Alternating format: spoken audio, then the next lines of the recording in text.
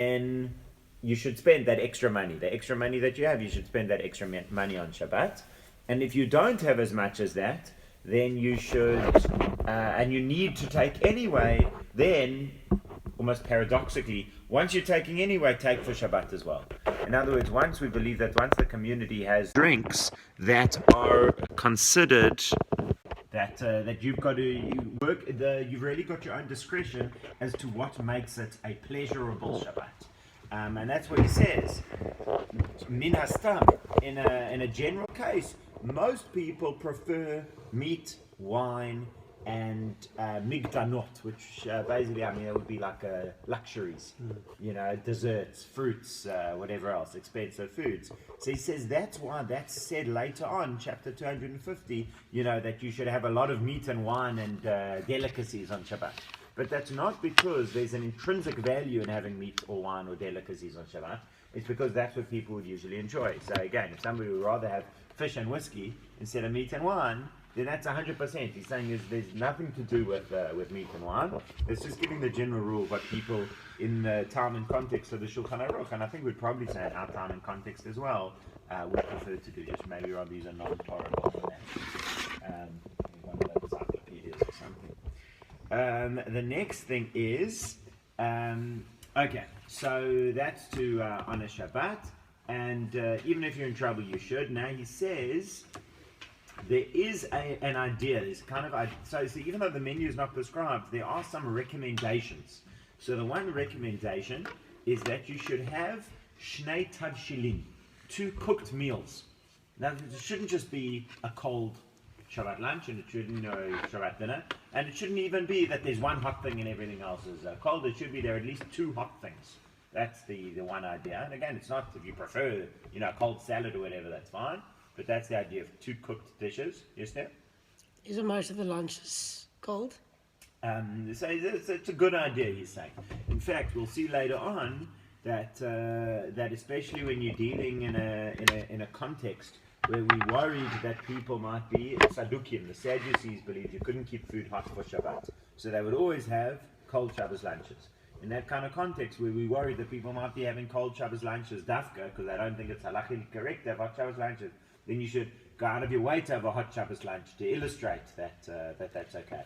But there are a lot of people who have a cold Shabbos lunch. It's not that it's intrinsically halachic problematic, but it's nicer often to have a hot meal, and so that's the honor of Shabbat. Thank you, Jonathan. Also, he says that at each of the 3 meals, it's a good idea to have fish.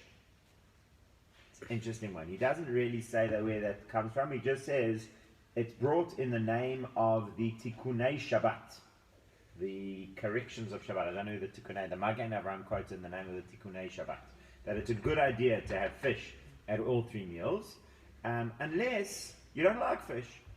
You don't have to have fish if you don't like fish. Shabbat was given to enjoy and not to cause you pain. So in other words, all of these things, they're not prescriptions that you have to have fish. It's a good idea if you like fish. Because the gematria of fish is 7, Tag? That probably is. That makes sense. So it's a good idea, but again, it's the idea is that this should be something that you enjoy. In the Rambam's Mishnah Torah, did he also have... No, yeah, absolutely. Come sit over here. Did he also have bullet point after bullet point of suggestions? In the Rambam, it's possible. I don't know. Much more saying this is the halakha and this is not the halakha. Like, let's move on. Does he have suggestions? Does he have suggestions? Look, I'm not an expert in the Rambam.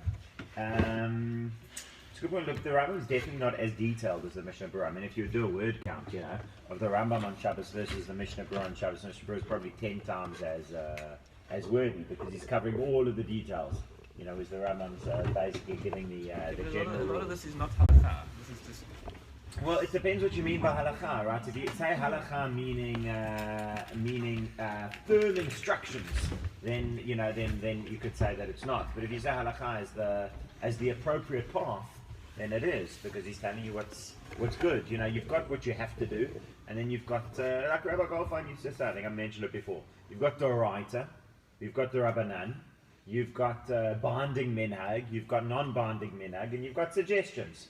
So you've got the whole scale. All of that fits within the halachic framework. Nonsense at the bottom. And then you've got cute stuff. Yeah, I would say cute stuff, and then you've got silly stuff. It's very difficult to break Shabbat if you want the whole with intention and knowledge. Yes, correct. You can start from a very basic principle. You're right.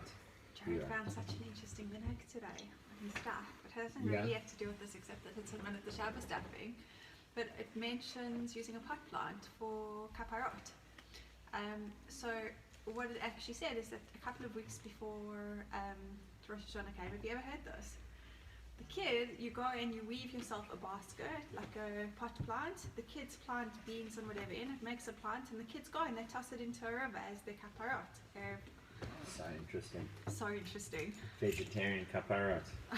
So that's the next. So these are suggestions. It's a suggestion to have hot food, and he puts this in the context of kavod Shabbat. That's an honor to Shabbat that you're making, a proper nice meal. I remember once I found myself for a Shabbat, for one reason or another, having a cheese sandwich. It was just a normal cheese sandwich. It was normal bread. It was normal cheese. For our Shabbos lunch, it was a cheese sandwich. It was tasty. I enjoyed it.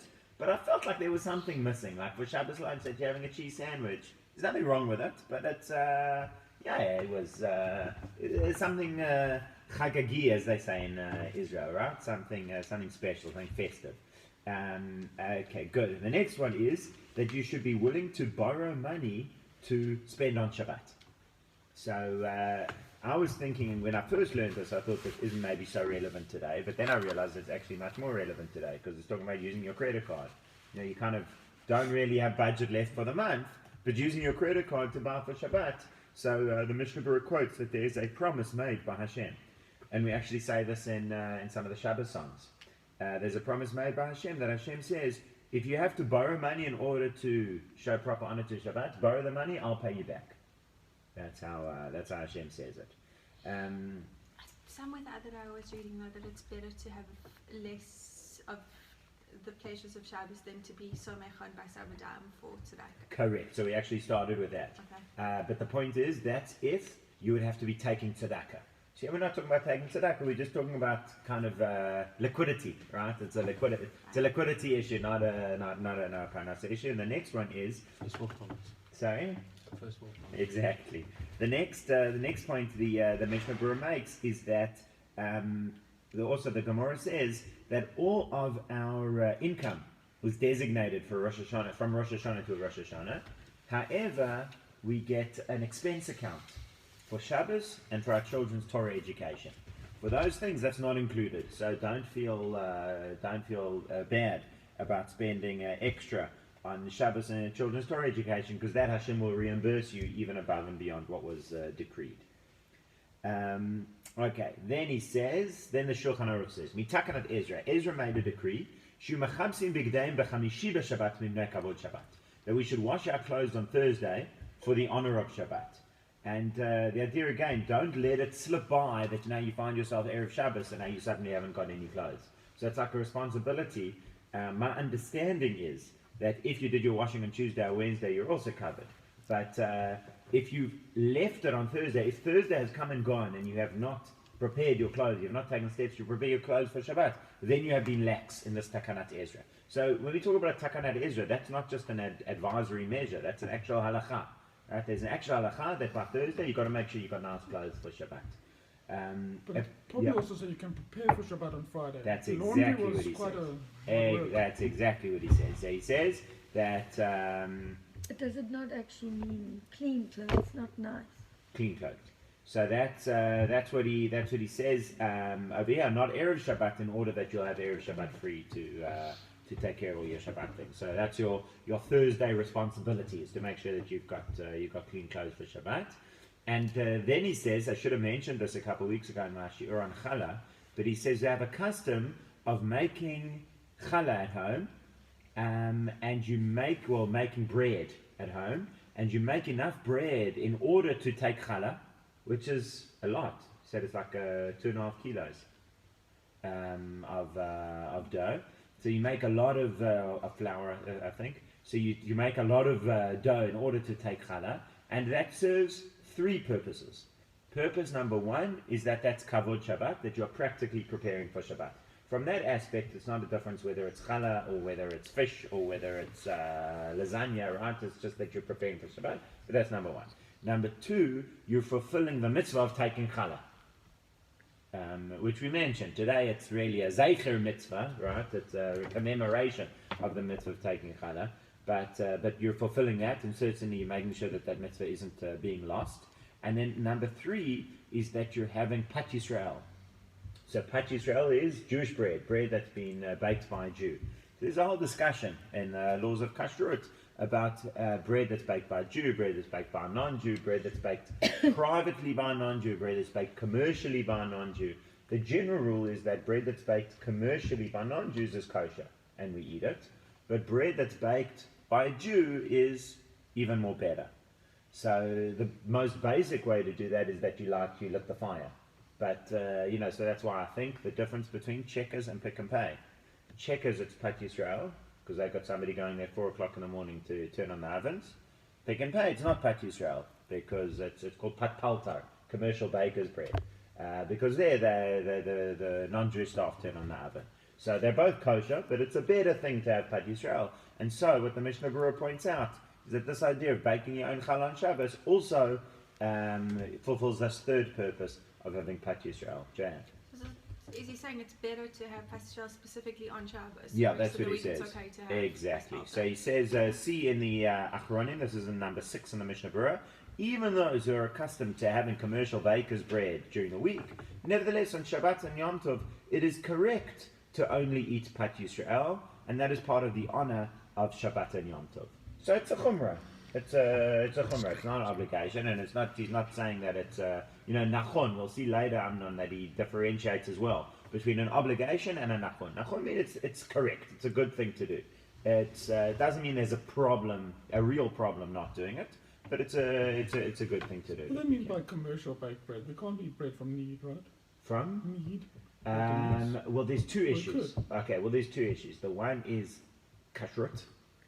In other words, are we concerned about what's going into it and what the machinery is, and what's being used and whatever else? And then the other issue is, even if all of that's 100%, the fact that it's being baked by somebody who isn't Jewish. But Albany and Kiribban are commercial bread. That would be the example. Or somewhere like Pick and Pay, where they have hashgacha, but it's not Jewish people baking the bread. But if you're in for Leersdorp and there's a bakery, and they just do bread. Yeah, so Rabbi Moses is the right person to ask with all of those, because he knows, but presumably that would be fine. In France, a baguette is a specific recipe. That's and you can get a baguette anywhere. We had an Israeli family here a couple of weeks ago on Shabbos. He was talking to me, so he said that they were amazed by all the selection of kosher products. It's the normal story here from visitors to South Africa. He said they came with frozen pitot, I think, in their baggage, because they're used to traveling around Europe. And he started telling me, in this country you can eat this bread, in that country you can't eat any bread, in this country you can do this, in that country you can't, so that's the kashrut issue. So with meat, as far as I understand, it's the kashrut issue first and foremost. But even once you've resolved that, then you've got this idea, then you've got bread baked in somebody's home, a non-Jewish person bakes in their home, so that's called pat akum, that's non-Jewish bread, so that's more problematic. And then you've got the commercial bread, which is kosher, and that's fine. But then you've got Pat Yisrael bread with the baked by Jewish involvement, which is even better. What about a bread baked in a Jewish home, but the Jew doesn't keep separate?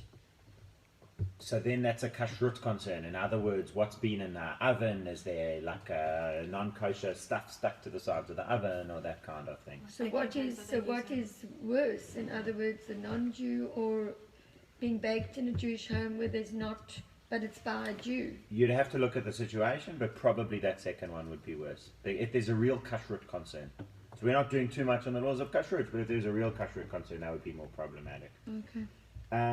All right. Then the Shulchan Aruch, the Ramah, says that, okay, and now he says, Yesh yekatvu shebemektzat makomot nachu le'echol mulaita shekorin pashtida.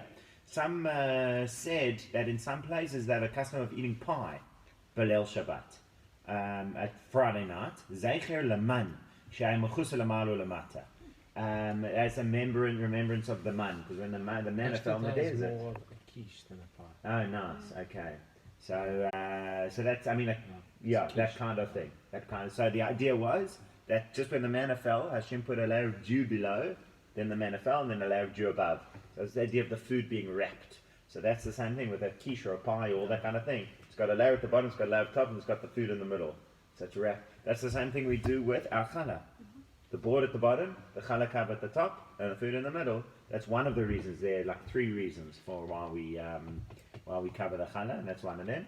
And this customer then Pashtit, and the Ramol concludes, Laura iti lachush lazeh. I've never, I don't see any reason to worry about this. In other words, it doesn't seem like a big deal. So he's now saying that falls in the category of cute. It's not nonsense, but it's cute. No, so the Mishnah Brura says, in our places, we do eat that. We do eat quiches and pies on Friday night. That is a thing. So it doesn't seem to be a custom that we're too familiar with. I mean, I haven't heard of people being particular. But his place isn't it Lithuania or not Lithuania? Mishnah Brura seems to be saying Lithuania, although he's quoting the Shari Knesset Hagadola, who was Sfaradi Posek. So I'm not sure if he's saying it about himself or if he's referring to this Sfaradi Posek. I've been to many families in Israel who do have pashtuda as a Shabbos meal. Really? Hey, Friday night, Dafka? I don't recall. But Yeah, okay. So if it is, so that's what it is. And that's, Sfardim do it. okay, interesting. So look, especially if it serves that purpose of being a Zeicher Laman. You know, the thing with all of these things, if it's done to remember the man, but after a little while it's just done because that's the recipe, then it doesn't really accomplish the purpose that it's there for. Makuda. Now, sorry? Makuda, is that what it's called? That's what they're like. Huh. Now the next few chapters, chapter 243 all the way through 244, 245, 246, maybe even 247, all of those deal, these next 5 chapters all deal with the laws of setting up businesses and arranging businesses which are going to be running on Shabbat. Now, not necessarily your business, but including your business dealings and all of that, things that are going to be happening over Shabbat. Now, again, the Rambam wouldn't lead with us in the laws of Shabbat, because that's not, it's not theory, it's not conceptually fundamental, but it's very practical because these are the things you have to sort out going into Shabbat. So, Theo, if you don't mind me mentioning your case, so Theo's at Jason Chin and Partners, and they said to Theo, do you want to be one of the end partners? So now he has to work out. So what does it mean to be an end partner in a business that runs on Shabbat? Right. So There's call outs on Shabbat. There's call outs on Shabbat. There's so there's different things. So what does it mean? Now, there's places where it's not just call outs on Shabbat. Places where it's a shop and the shop runs 7 days a week. There's those kinds of things. You're getting contractors to build your house. So can they carry on building on Shabbat? So these next few chapters are all devoted to understanding that.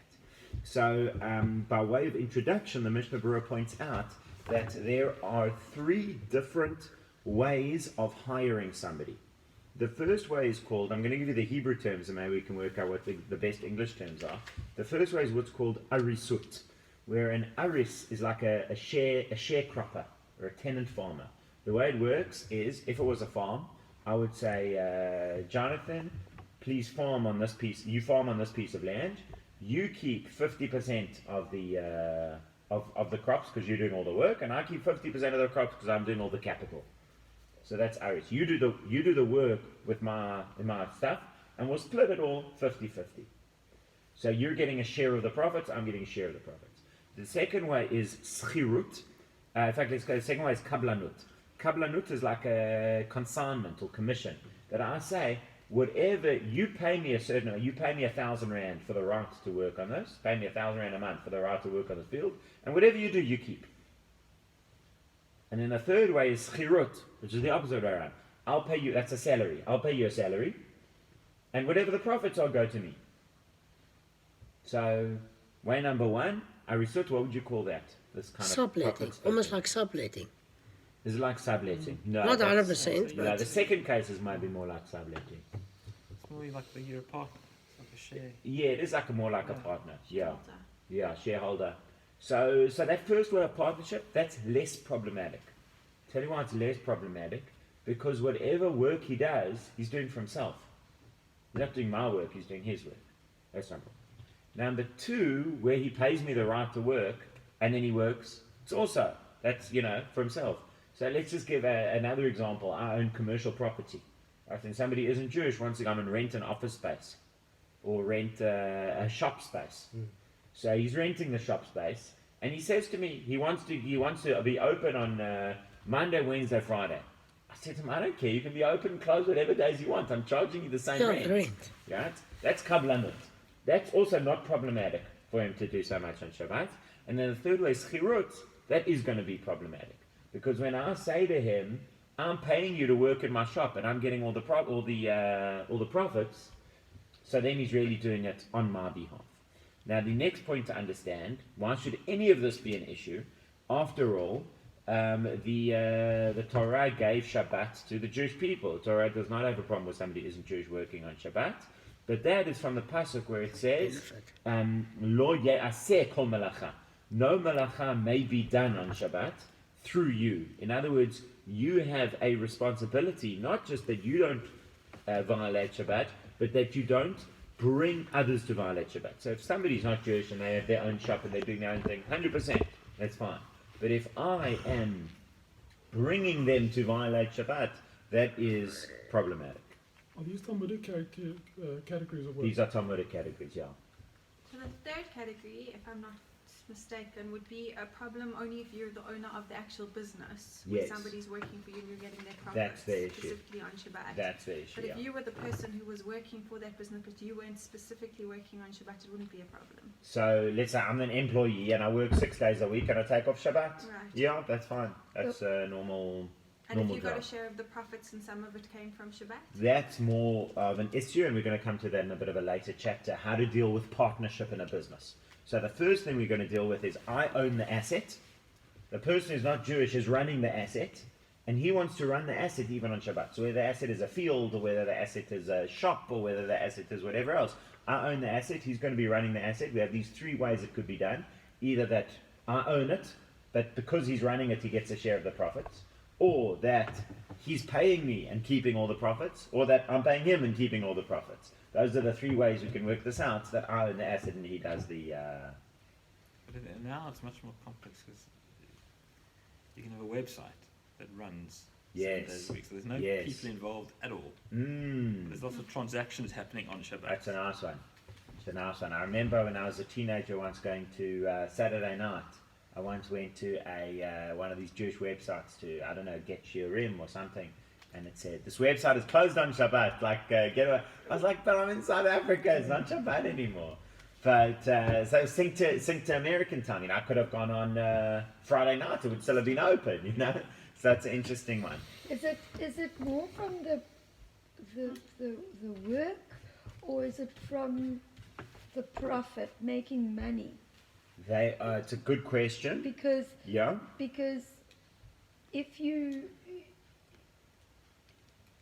what if you had an employee that's a Jew Yes. and you didn't close your eyes to, well, he might not be religious, and he'd say, but he's still earning you money. Yes, so the Mishna Brura does address that, and he says that's even more problematic. If he's a not religious Jew, that's even more problematic, because he's obligated in Shabbat, and you're bringing him to violation of Shabbat. So that like almost doesn't even make it in the book, because that's like way out of the bounds. So there was a case in New York last week, 2 weeks ago. Jewish owner of a hairdressing salon told his non-Jewish employees not to work on Shabbat. Mm-hmm. They sued him. He's the owner, He's the owner. and he wants to keep the place closed. Well, they were on No, commission. he wants surely. the Jewish people not to work on Shabbat, and the Christian people not to work on Sunday. That's Don't know very what he's interesting. mentioning. That's very interesting. No, Rabbi Moshe Feinstein had a tshuva on having a vending All machine. the stories don't impose your ways on people. And a Maybe vending it's machine is out like there. an old-fashioned website. Really. Yes. You know, like a thing you can buy Yes. chocolates and sweets Yes. and stuff. Yeah. Do you have to shut To those try things and get down all on the goodness of Shabbat? their Yes. But surely you've got to have a contract with your employees before. Yeah, that's going to be the key, as we're going to see later as well. Now the next factor that comes in, even when so let's now talk about in theory. So in theory, I own the shop, but I'm planning to close the shop on Shabbat. And this non-Jewish guy, we'll call him Chris. Chris comes to me and he says, "Tell you what, I'll run the shop on Shabbat. I'll run the shop on Shabbat, and I'll keep 50% of the profits. You're still making money for In you. principle, that's okay. In principle, Why? that's okay. Why? Because whatever he does, he's doing for himself. No, isn't it? No, because it's 50%. 50%. You're still Okay, getting profits of 50%. but why is he coming? He's not coming in for me. He's not doing it as a favor to me. He's doing it because he's going to get money. Yeah, but Oh, you- so he's going to get 50% or 100%. I mean, that's not. I'm saying whatever that quantum is, he's doing because it's worth his while, right? So the fact that he's coming in to get It's 50%, worthwhile too, right? You're getting sure, it's worth my while. not I telling him mean, to Yeah, but but I'm not. That's exactly the point that Jeff's making. It's not happening because of me. It's happening because of him. And if not Yeah. for him, you wouldn't be getting any. If not for him, I wouldn't be getting anything. No, what's the point of that? I mean, we put up fences around. Okay, so we're going to go. We'll come to the fences. We're discussing the principle. Don't worry, the fences. Don't worry, the Listen, fences. The listen, Rav, you fences. just ask me in another way. Yes. You know? Yes. Yeah. So it is going to be fairly fundamental how exactly the deal is set up. Yeah. But you're going to see. You're going to see. Don't worry. You'll be happy. The But the fences. whole thing- Aren't Let's you just hungry? let us. But No, the no, no. whole Let's Aren't you have cold, Edna? Yeah. No, no, no. We're going to come to that. That's a later But the chapter. whole thing still So- revolves to the money side or the labour side. Mainly the labour side. We're dealing mainly with the labour side at the moment. So again, any labour that's being done is being done of not of his own volition, of his own initiative. Right? That's the important thing. Oh, you didn't ask him to work. That's He right. came to you. That's right. What's called adaita de nafsha abid. He's doing it for Small himself. gap. He's doing it for himself. So he comes to me and he says, right, or working on the farm. I want to work on the farm, and whatever I grow from Shabbat, we'll split 50-50. That's fine. In principle. Because whatever he does, he's doing for his own self, out of self-interest. Case number 2, where he says to me, I want to pay you 1,000 rand and keep all the profits from your store or from the farm or from whatever I'm doing on Shabbat. Again, in principle, Even better. that's fine. Even better. Whatever he does, he's doing for himself. He's now earning 100%. The third case, No, where go back where to he says, 50,000. you pay me 1,000 rand, I beg your pardon? Yes, you pay me 1,000 rand and you get all the profits, that's problematic. Because now every bit of malacha, every bit of work that he does, he's now doing for me. He would get the same 1,000 rand if he sat on his hands. You The still fact that he's now going, doing all this stuff, that he's really doing for me. So that's Still got to deduct 1,000 off the profits. Exactly. So that is dealt with already, and now whatever he does from here on forward is for me. So that's now more problematic. Now, that's all in theory. But dealing with it practically, the concern is as follows. Health. All I see is that Jonathan's shop is open on Shabbat. And that the guy's in there behind the counter making sales. I don't assume that guy's getting all the profits. In fact, knowing how business works, I will assume that he's Jonathan's paid employee. And that Jonathan's getting all the profits after all. It's Jonathan's shop. Chilul Hashem. So that's it. Chilul Hashem. And more fundamentally, it's Marit Ayin. We'll come to Chilul Hashem in a second. But it's Marit Ayin. What it looks like is that Jonathan's hired this guy. What is Chulul Hashem? Desecration of Hashem's name. Oh, and what is the Ayin one? Marit Ayin, what it People looks like. seeing, yeah. Oh, yeah, what it looks like. Okay. So what it looks like. So now, once we've got all that background, now the Shulchan Aruch wants to know, in what cases does it look like it's a problem, and what cases does it not look like it's a problem? I'll just give you another example of this, and this was a practical example that I was addressing. It was last year, January. Doctor. Somebody in the community asked me, they have a property from which they run a business 6 days a week. And Shabbat they're closed. Somebody who isn't Jewish came to ask them, can they use their facilities to run their own business on Shabbat? So they came to ask me this question. 100% profit. He's getting all the profit, that guy. They were getting all the profit Where or is whatever Where is it? in Sea Point. On the main road. On a fairly visible space. Yeah, but it's now branded as another business. So this is all the question. What are people going to understand? In other words, I'm walking past there Shabbos morning and I see cars pulling up over here. So what's going to be? So that's the issue that he's dealing with here. So let's see what the Shulchan Aruch says, let's see what the Mishna Brura says, and then let's apply it to our So was situation. that donation? No, this was a business, talk about a business arrangement. Oh. Lo yaskir adam merchat shelo le'an Yehudi. You can't rent out your bathhouse to a non-Jew. Mipnei shenikra al shmo. Because this is named after you. This is known as Melzer's bathhouse.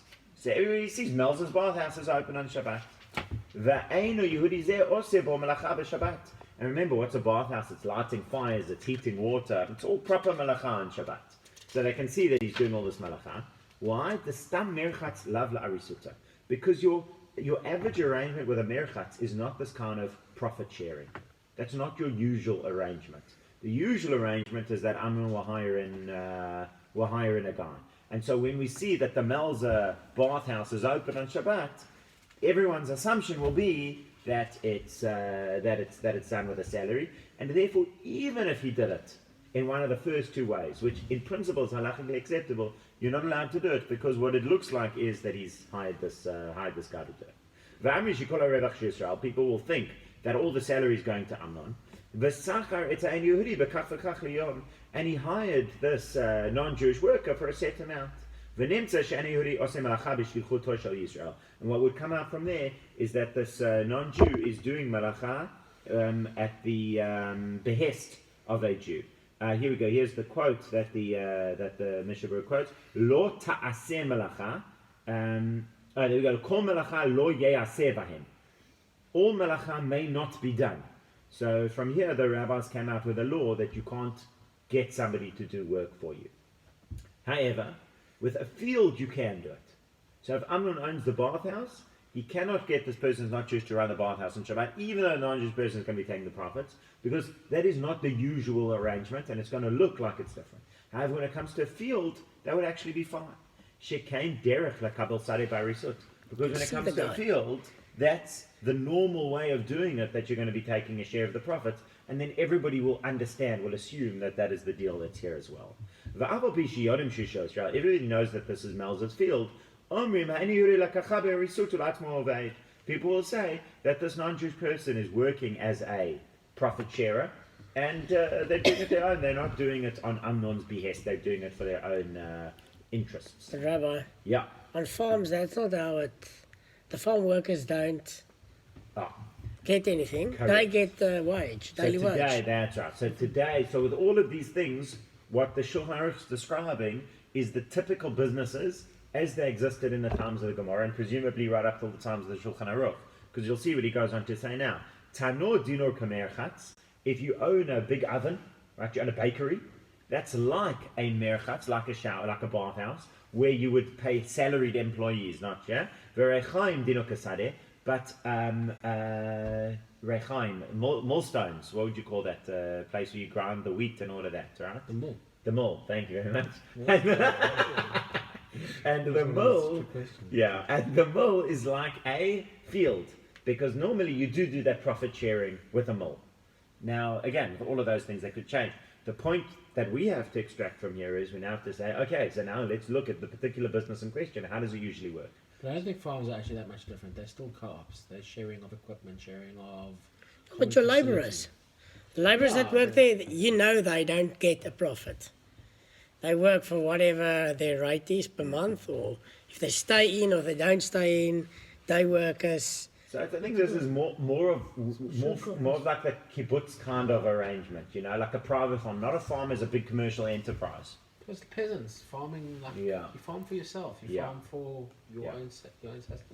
You go to the mill house to mill your own crop. And that's what you would do. And now the Ramon makes this point explicitly about the profit sharer. He says even though the non-Jew who will be using this field will only get 33% or 25%, and the Jew therefore gets benefits through the non-Jew's work, this is still permitted, because the non-Jew is working of his own volition, of his own initiative. He's not doing it for me, he's doing it for him. He's doing it because it's worth his while, not because he's being faithful to the mandate that I'm coming giving. and saying whatever profit you're making on Shabbos, regardless of what the non-Jew is doing for you, needs to go, it can't be for your own benefit. So we see that isn't the case. And that speaks to the very point right at the beginning. The issue isn't the money, the issue isn't the fact that there is income or whatever else. The issue is that you are, that there's work being done on your behalf. Now, there is an issue that comes up later. So, I'll jump the gun because I've been party to one of these agreements. What we're talking about now is if it's wholly owned by a Jewish That's person. exactly right. Yeah. If you've got a non-Jewish partner, That's they're right. a whole different set of rules. That's chapter 245. Chapter 245, which we're coming up to, is how it works when you got partners. So what if you're a doctor? That will come to as well. But for now, we're not talking about work. We're not talking about professionals. We're talking about owners. Yeah, but If you you can were have a to own doctor. an OT practice and Yes. you had OTs who worked for you, but you got, say, 50% of the profits of whatever they were. Yes. That's the exact case. So That's fine. it would be fine because they're only working for their 50%, and the fact that you get 50% of their earnings on Shabbat is... Well, so now we'd have to see. So now we'd have to ask the question, what is the normal way? What are people going to assume? Is it the normal way that they get a salary and that they then whatever work they goes to the owner of the practice? Or is the normal way that they get this commission? I have a Or if rabbi. they get both. So if they get both, then it's probably problematic. It would have to be structured that they're only getting commission. And if it's normally known that they get both a salary and a commission, then that is problematic. Because then you are forcing him, you as the owner, are forcing him through the contract to work on Shabbat. That's problematic. Yeah, but what if somebody's sick and you're an owner of it? The doctor owns a practice who has other Yes. doctors, and they're all Jewish Yeah. working for you. Yeah. Okay? The doctors is No. different. 'Cause Doctors is- Yeah, You're but saving that's what I'm lives. saying. Yeah. It's I know it's saving lives. So in other words, there's probably like extenuating circumstances exception to the rule. Could So be. even you as the owner could then work on Shabbos if it was saving life. Yeah, I mean, you get different kinds of doctor practices. So I don't want to try bring in too many complications. Rabbi Goldfein, a blessed memory, had a principle: keep it as simple as possible. In other words, sometimes you need to complicate it, but let's try and just work on the principles that are on the page. To me, at the that's moment. very simple because there's so many Jewish doctors. Yeah, I mean, it's complicated. It might be very practical, but it's complicated. Good. So, Jan, that's what you have to work out. What's normally done, and what are people going to assume? What are people going to assume is going on over here? And then also to development, if you make losses on a Shabbat, Yes. So that's going It to doesn't that's matter. yeah, that's going to come as well. Now just relating Yeah, this to when it Theo's profits. case. So in Theo's case, they're not running the practice on Shabbat, but they're doing Closed. call outs on Shabbat. So now the question is, so how does it work that call outs are being done? So correct me if I'm wrong. The one that person- goes out gets the person who paid. goes out gets 100%.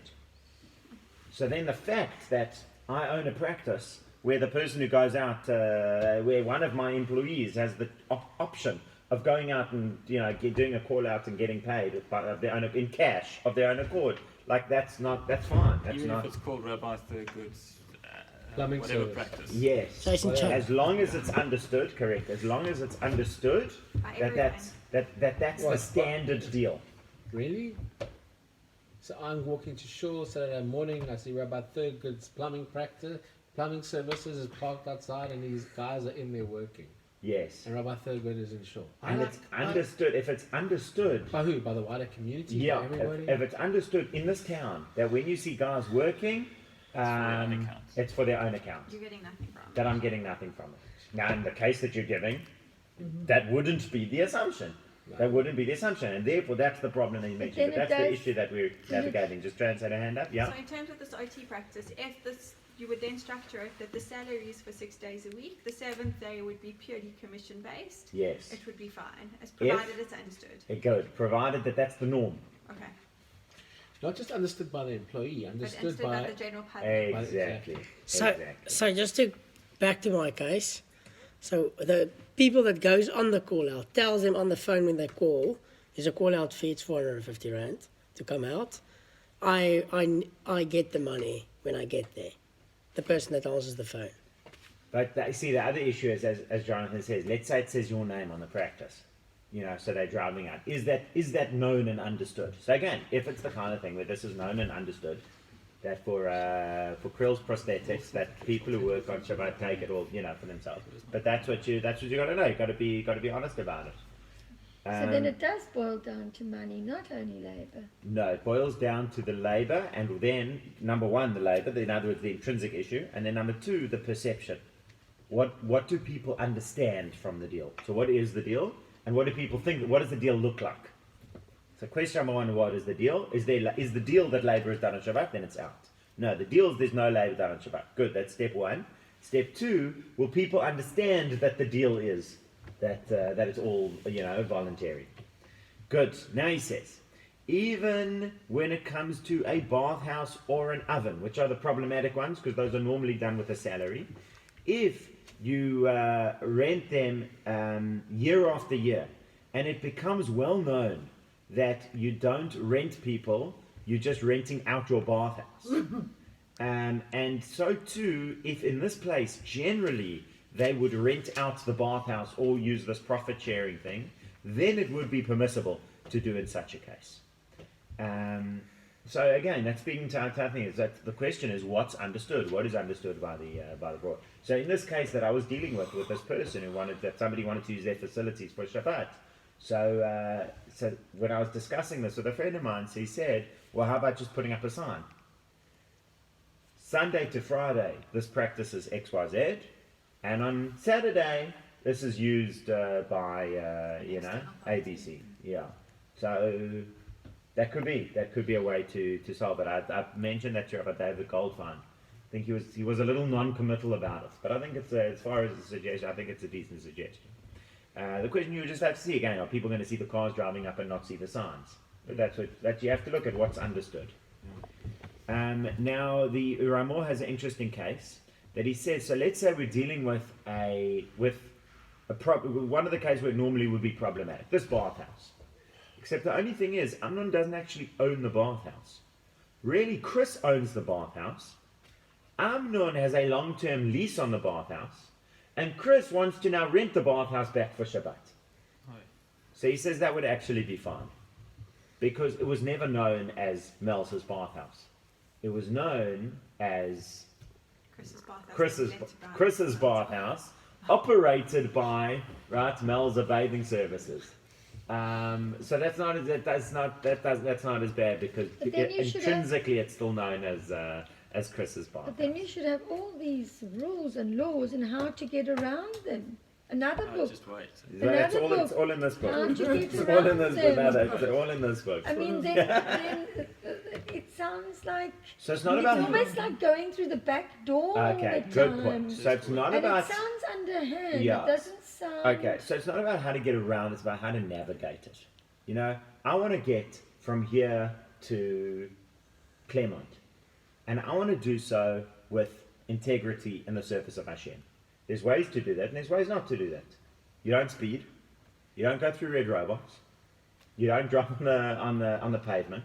Don't hit pedestrians. You don't hit pedestrians. There's all kinds of rules on how to get there, but in the end you can get there. And the point is, I've got there with integrity. So that's the thing. With all of these things, there are rules. Some of the time, you'll say, listen, there's no way you can get there.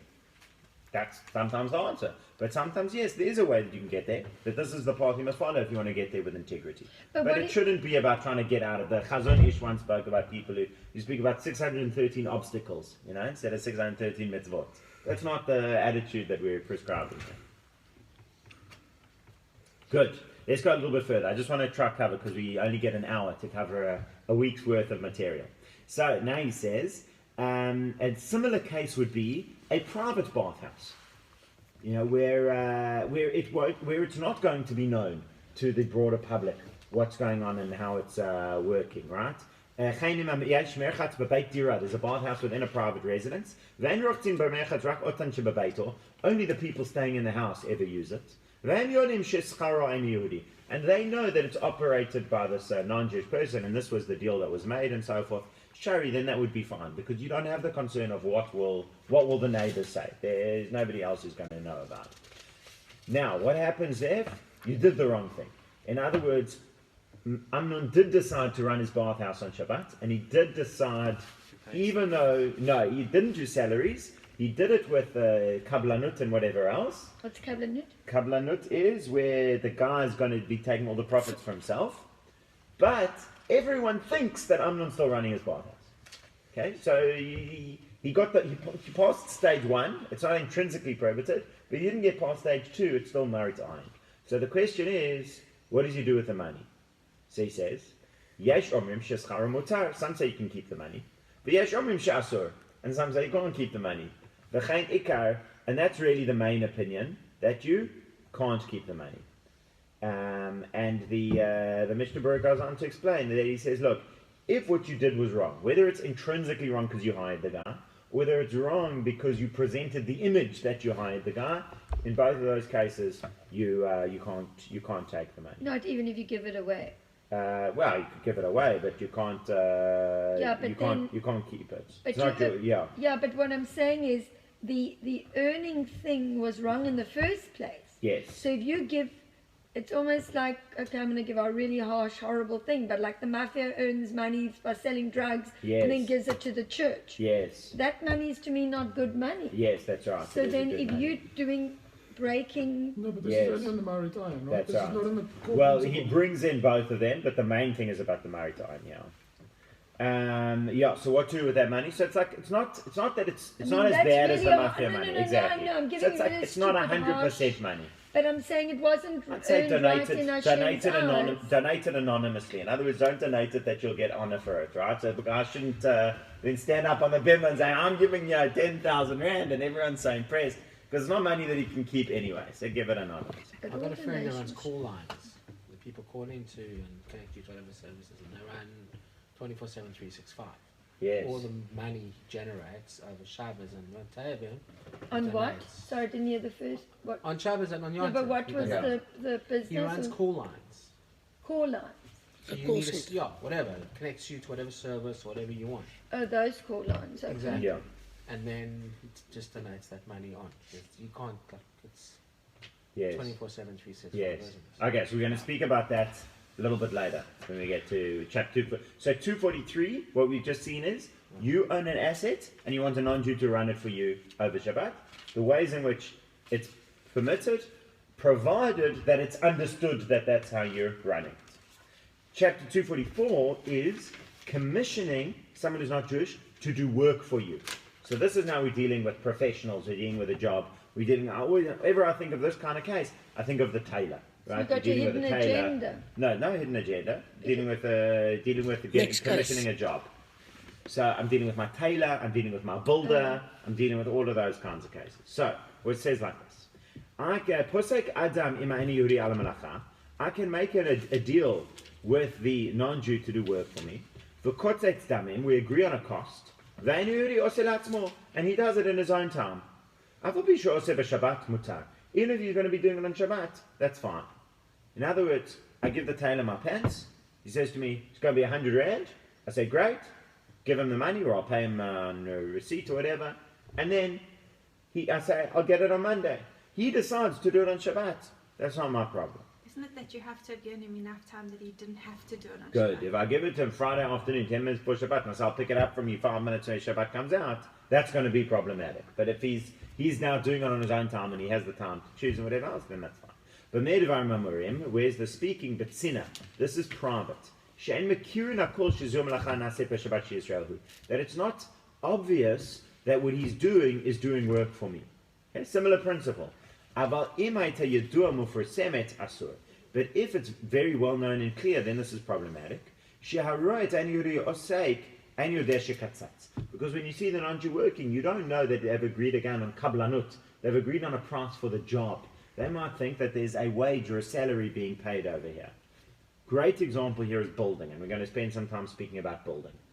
I am doing renovations on my house. And everyone knows this is my house. And the guys are there working on Shabbat. Now I say, I paid them for the job. I paid them for the job and I gave them enough time to do it. I did not agree with them which days they could work. Nonetheless, since it's my house, and since everybody can see that they're doing work for me, and it's a common arrangement to agree that it should be by the day, then that's going to be an issue. People say that I hired him to do work for me on Shabbat. Therefore, if you make a deal with a non-Jew to build a courtyard or a wall, or or to mow my lawn, if this work was within the city or within the city limits, I'm not allowed to let him do the melacha on Shabbat. In other words, I just made the deal that he's going to renovate my house, and we agreed to the time period, and we agreed that. And then I'm walking by, I wake up Shabbos morning, and I see the guys there start. I say, no, you're not allowed to. He said, listen, it's fine. This is when it's most convenient for me. This is what I'd like to do. I'm not allowed to allow him to do it. So is that the same like if in your house and it's Shabbos and there's a Christian lady helping you in the house, she can't switch lights off and on and she can't boil the water?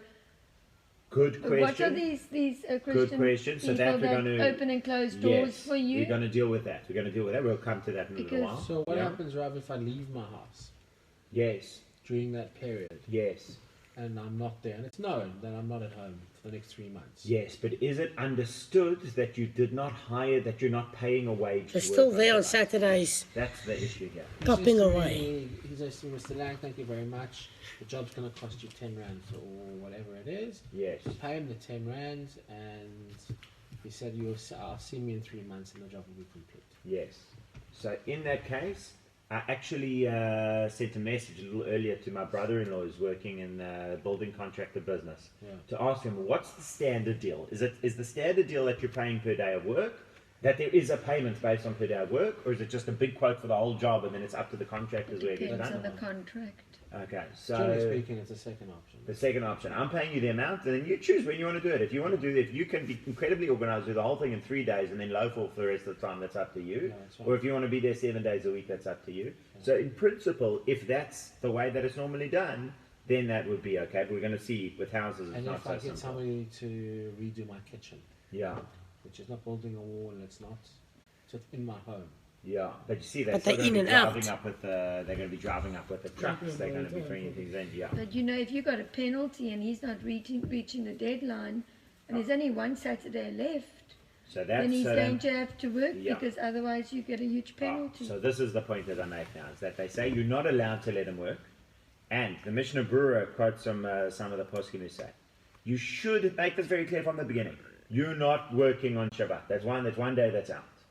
If you didn't make that clear, and now he's coming in and he's saying, but I mean, it's fine, we agree I can work whatever day you want, you've now got to say to him, okay, we need to renegotiate that.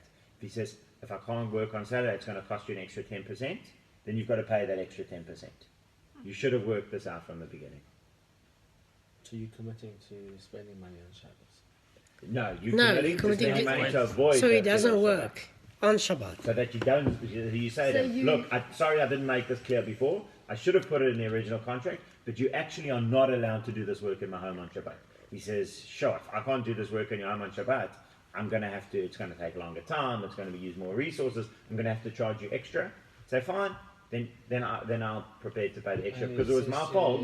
It was my fault for not being clear at the very beginning. Sorry, Rabbi, I have another job on Monday morning and I can't be here. Then you're in trouble. Today? Then yeah. Too bad. Then I can't use it. Then you're in trouble. No, but he's come to finish the job. It's taken 10 days. Yeah, it's problematic.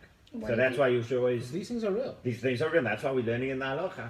It's not just theoretical. Correct. You unless, of course, kitchen for. No, you make you're clear from the very beginning.